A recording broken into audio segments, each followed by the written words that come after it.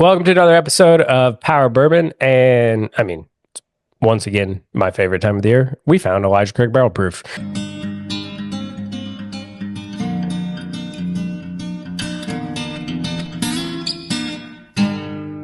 Happens 3 times a year, and I'm very happy when I find these. However, I will say it's starting to be kind of telling of what the bourbon market's doing, because these are sitting all over here in Louisville. Even at, I walked into Kroger the other day and it was $65 at Kroger and I think $65 at Costco for this batch A125. So $56 at Costco. there you go.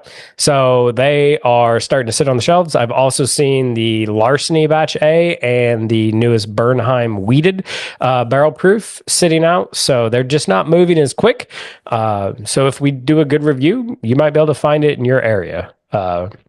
But one of the reasons they might be sitting a little bit more is this is now 10 years, 7 months. So we've dropped in age, and 118.2 proof. So we have continued the proof drop also, because these used to be close to 130.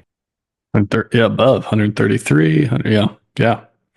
So still age-wise, some of those private barrels can get down to 8 years, I think. Yeah. So we're still above some of those Elijah Craig barrel proof private selections, but yeah. Lower than what we had become accustomed to at the 12-year mark.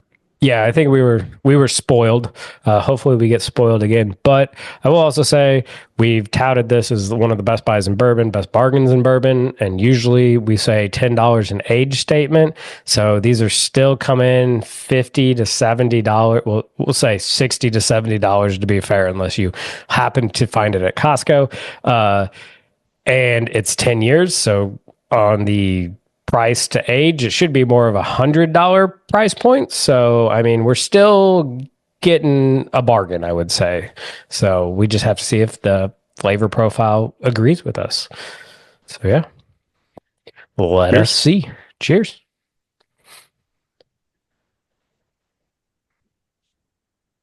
I'd say right away, lacking a little bit of what we not a batch, C923 where you just get this really aged rich oak.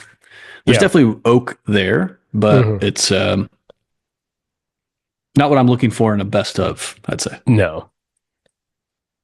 Just a really light nose too. Like there's a hint of caramel and oak and barrel char, but so many of those older ones were like almost in your face with the flavor notes, and here it's so muted. I'm getting it's pretty sweet to me. I'm getting a lot of caramel, hint of vanilla. But yeah, again, what I'm lacking is just like that rich kind of maybe even a little musty oak note. Yeah. The aged sweet, leathery tobacco. Oak. Yes, exactly.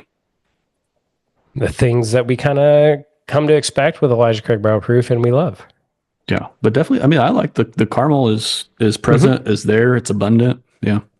Yep. All right, down the hatch.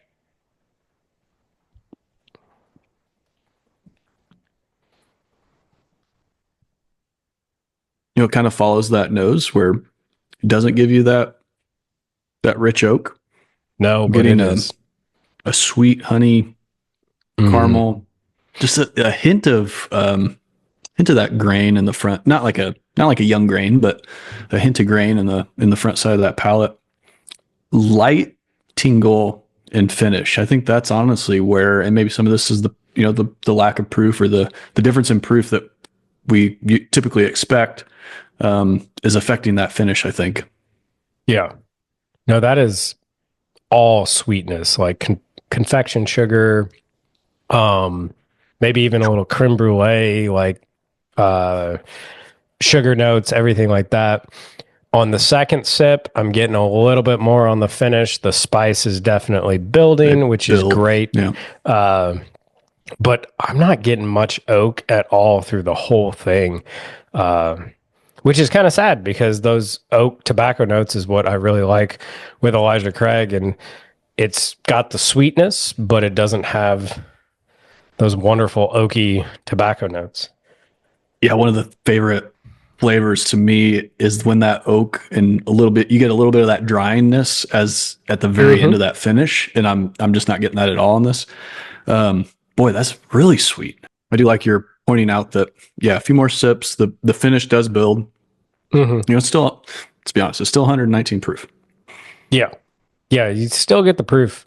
You're just not getting the aged oak. I guess here on the third or fourth, I'm starting to get a little hint of the oak come through, but again, not much at all. But the spices are coming through, which is great. So, like, I mean, but like all Elijah Craig's have that wonderful baking spice and a little bit of cinnamon and everything like that. Maybe red hots, but I can, I think I can say I'm kind of disappointed in this. I really like the oak and the drying aspect of the increased tannins and some of those sweet tobacco leathery notes. And you're just not getting that in this. I mean, I think if you put this in a blind, I couldn't really distinguish this between like an MGP of around the same age. It's it's a standard bourbon. Like again, I think you're getting a good deal for the price to age ratio and everything like that. And yes, we, especially me, because Elijah Craig barrel proofs are kind of my favorite thing to buy. I had a higher expectation for it, and it just doesn't deliver this batch. But I will say, in the past, the A batches have generally been kind of the weaker batches. So at least Have we we ever could had go up. a batch be the favorite of the year? No. Oh, Going maybe back to one year. I think 2022 may have been 21 or 22, but both those years after 2020. 2020 was just a hitter with B and C batches. yeah. So maybe one of those years. Yeah. I think there But might have been one year that we liked the A batch because there was one year that the B batch was just absolutely weak and like one noted of just sweetness and nothing else. So, yeah, where I'm at with it, I'm not disappointed that I got this for $56 at Costco. You had already kind of giving me an impression or some tasting notes that it maybe wasn't your favorite Elijah Craig yeah. barrel proof. So I was aware of that, but then I saw the price and I'm like, I'm not going to pass this up. I'm like, even at, it's like, what other, you're almost like Bardstown Origin Series is this price. And Yeah. you're like, I'd take this all day long over that. Oh, yeah. You're in Knob Creek 9-year territory for price. I mean, like, you're going to take this over that almost every time. Mm-hmm. I was like, I'll even use it in a cocktail. It's that bad. And it's not that Yeah. bad to me. Is it what we hope Elijah Craig barrel proof or what we've seen it can be? No. Yeah, it lacks some of that complexity. It's lacking that drying oak, that rich oak, even on the nose.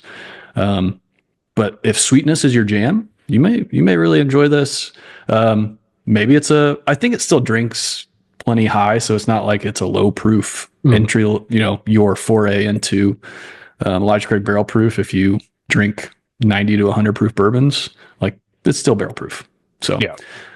I don't think I'd go that far, but if you can find it for $60, I'd probably still say solid buy. Definitely not Yeah. backup worthy.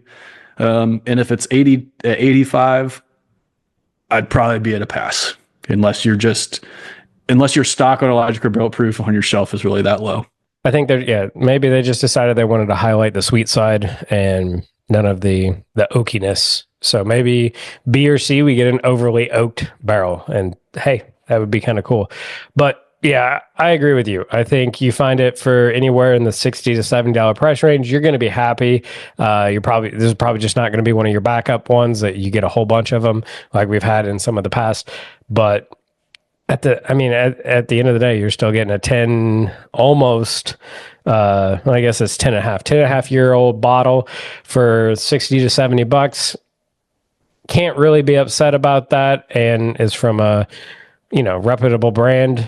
So it's unfair that we're going to compare it against all these amazing other ones when we should be comparing it against other brands of the same price point. And this is probably going to still be way better than that. So yeah, Let us know if you've tried it. Have you picked it up?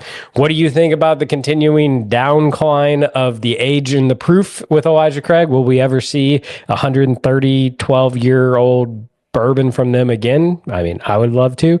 But yeah, with that, cheers, and we'll see you next time. Stay neat.